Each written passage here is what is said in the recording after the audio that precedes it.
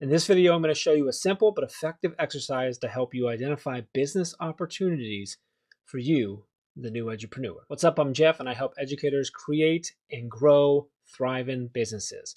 And one of the most common roadblocks that I see from educators who have that itch, that entrepreneurial spirit, is that they know they want to start something. They know they want to get a side hustle. They know they're thinking about the next path of their career or a new challenge in life, but they just don't know where to start. They don't know what they should start. Quick side note, if you get any value out of this video, hit like, subscribe to the channel, share this video, and drop us a comment. Let us know you're serious. Okay, so first off, take a breath. You're not alone. A lot of people have the entrepreneurial spirit and have this idea that they want to start something, grow something of their own, but they get stuck in the very, very first part of figuring out, what do I create?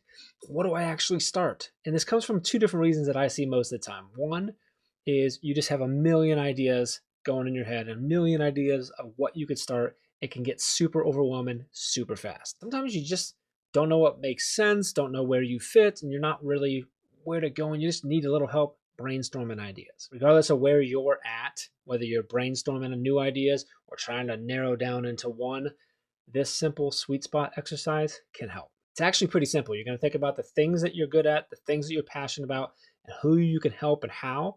And then where those things overlap, that's your sweet spot. And typically the right business idea for you is somewhere within that sweet spot. So let's walk through it step by step. Grab yourself a piece of paper to write down on, or maybe your iPad, or just pull up a Google Doc or your phone, your notes, however you want to take notes and kind of think through this. We're going to make a couple lists and we're going to go step by step here. If you need some help with this, there's actually a download below in the description, or you can go to teachbetter.com/sweetspot and get the download to start working through this as well. Step one is to think about things that you're good at. This could be teaching strategies or organization or leadership or even something outside of the classroom. List at least 3 things that you know you're good at. You can list a lot more than 3, but at least 3 right now.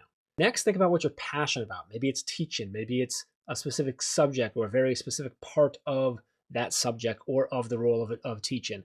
Maybe it's art or music or leadership or time management, personal health, or something completely outside of education like sewing or running or video games or board games or writing or books or movies. Seriously, it can be anything. Write down at least 3 things that you're really passionate about. What could you talk about all day, every day? Again, you probably can list a lot of things. It's okay to list a lot, but list at least 3. And step 3, think about who you could help and how. I want you to write down at least 3 people that you can envision in your head. Think about the problems that they have, their pain points. What's causing them stress? What's keeping them up at night? What's holding them back from growth? Things like that.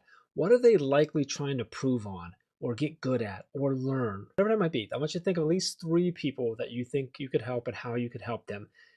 Catch is, those 3 people could probably be the same 3 people, but with different problems each time, if that makes sense. And again, you're probably going to be able to list a lot more than 3, but I want you to do at least 3. All right, now I want you to start looking at those 3 lists, and I want you to start finding the different ones from each of the lists that overlap, that complement each other, that seem to work well together. And you're going to find a whole bunch of overlapping ideas here. You're going to find a whole bunch of places where these overlap, where one of the people you want to help and how really works well with how you, or what something that you are good at and something you're passionate about. I want you to find all the ways in which they overlap. And then I want you to write down all your overlapping spots. You're going to put sweet spots and just list all your sweet spots, all the different things. And by the way, it's okay. This could get a little messy, and that's okay. All right, let's think about an example. Let's say maybe one of the things that you're good at, you wrote organization and planning.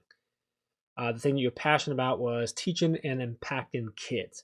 So who you wanted to help and how you could help them as teachers, and you wanted to help them figure out how to de-stress their lives and maybe through organization so that they can focus on just building those relationships with kids and have that impact, right? So some of the overlap ideas here could be things like online courses with different techniques for organizing lesson plans or time management tools or setting up efficient systems and routines. You could be thinking about maybe a community for teachers who are overwhelmed, and the community could provide resources and networking ideas and just like a supportive group of educators working through the same challenges, right?